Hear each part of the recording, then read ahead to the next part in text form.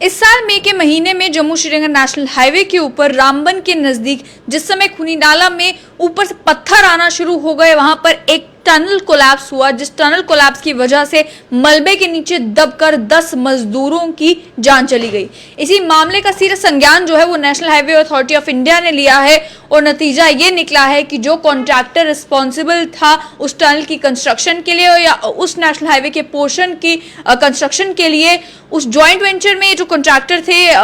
इन दोनों कंपनीज के ऊपर रोक लगा दी है कि वो नेशनल हाईवे अथॉरिटी की किसी भी बिड में, किसी भी प्रोजेक्ट के लिए वो बिडिंग नहीं कर सकते 3 महीने के लिए। आपको ये बता दें कि national highway authority of India की चिट्ठी मेरे पास है जिसमें एक कहा गया कि जो 4 लेनिंग का काम रामबन से बनिहाल सेक्शन का नेशनल हाईवे 44 के ऊपर चल रहा है, जिसके अंदर ट्विन ट्यूब टनल्स बनाने थे और साथ ही में इसकी 4 लेनिंग का काम भी जो करना था, ये काम सौंपा गया था सीगल इंडिया लिमिटेड और पटेल इंजीनियरिंग लिमिटेड के जॉइंट वेंचर को, जिन्हें इस चिट्ठी में कॉन्ट्रैक्टर बुलाया गया है। ये कहा गया कि 19 मई 2022 को 10:30 से 11 बजे के बीच रात को शूटिंग स्टोन्स आए, पत्थर गिरने शुरू हुए, जिसके नतीजे में जो पोर्टल सपोर्ट इंस्टॉलेशन थी वो कोलैप्स की और साथ ही में बताया गया कि इसके कारण खूनी नाला में 10 मजदूरों की जान चली गई।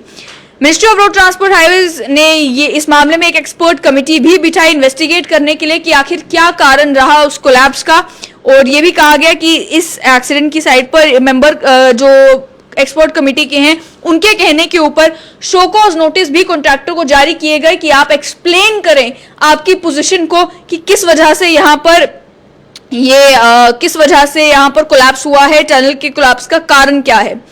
ये कहा गया कि 30 मई 2022 को कॉन्ट्रैक्टर ने अपनी रिप्रेजेंटेशन सबमिट की, जिसमें उन्होंने ये रिक्वेस्ट की कि उनके खिलाफ कोई प्यूनिटिव एक्शन ना लिया जाए। कॉन्ट्रैक्टर ने यह भी मेंशन किया कि वो खुद पर सेल्फ इम्पोज डिसिप्लिनरी मेजर लेते हुए खुद पर रोक लगाते हैं कि वो national highway authority of India की किसी भी बिड में पार्टिसिपेट नहीं करेंगे 1 महीने के लिए। वो 1 महीना कॉन्ट्रैक्टर ने खुद बताया कि 30 मई 2022 से लेकर 29 जून 2022 तक वो किसी भी बिड में पार्टिसिपेट नहीं करेंगे। बाद में उस बिड को एग्जामिन किया गया, इस प्रपोजल को एग्जामिन किया गया, उनकी रिक्वेस्ट को एग्जामिन किया गया और national highway authority of India ने कहा कि जो ग्रेव नेचर है इस इंसिडेंट का, इसकी सीरियसनेस को ध्यान में रखते हुए ये फैसला लिया जाता है कि कॉन्ट्रैक्टर को national highway authority of India या फिर ministry of road transport and highways की किसी भी बिड में पार्टिसिपेट करने से रोका जाता है। लेकिन ये रोक कॉन्ट्रैक्टर का ये कहना है कि 1 महीने के लिए लगनी चाहिए, लेकिन क्योंकि ये मामला बहुत गंभीर है, इसकी गंभीरता को ध्यान में रखते हुए 3 महीने के लिए रोका जाता है कॉन्ट्रैक्टर को किसी भी बिड में पार्टिसिपेट करने से। 3 महीने यानी 30 मई 2022 से लेकर 29 अगस्त 2022 तक, या फिर जब भी फाइनल डिसीजन इस मामले में लिया जाता है तब तक कॉन्ट्रैक्टर किसी भी बिड में जो NHAI की होगी या ministry of road transport and highways की होगी उसमें पार्टिसिपेट नहीं कर सकते।